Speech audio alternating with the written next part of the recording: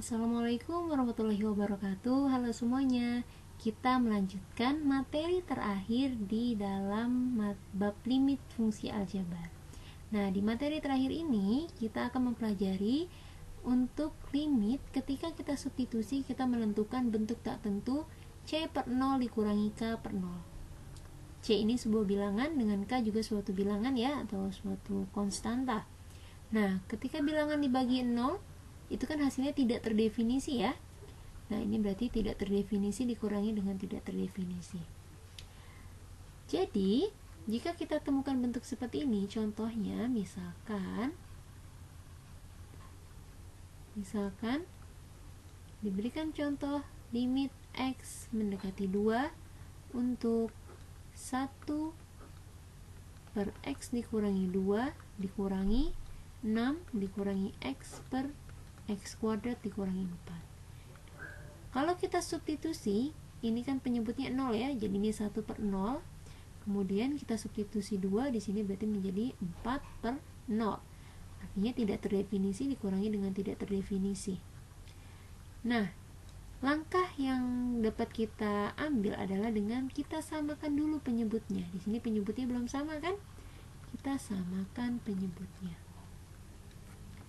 Berarti kalau kita samakan penyebutnya, ini kalau kita perhatikan X-2 ini faktor dari ini ya. Atau misalkan di sini Ibu tuliskan supaya lebih terlihat 6-X per X-2 dikalikan dengan X plus 2 ya? Nah, sehingga untuk menyamakan penyebutnya berarti yang kurang adalah ini dikalikan dengan X plus 2 ya, supaya penyebutnya menjadi sama.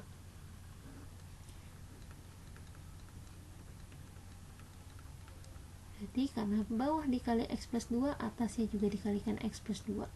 1 dikalikan X plus 2 hasilnya adalah X plus 2.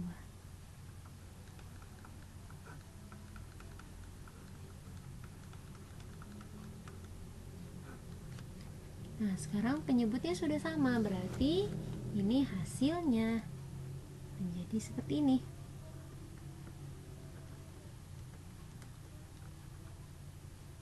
X mendekati 2 ya, kota hingga 2 X plus 2 dikurangi 6-X.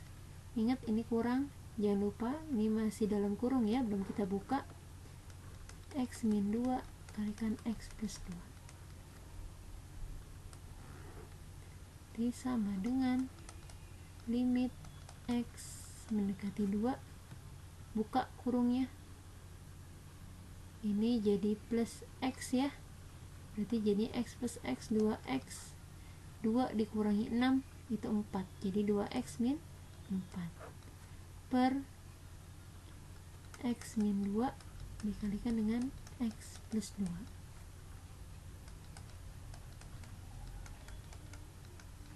Ini bisa kita faktorkan, keluarkan angka 2 nya, X min 2 X plus 2. Nah, ternyata ada faktor pembuat 0 per 0. Ini bisa kita coret.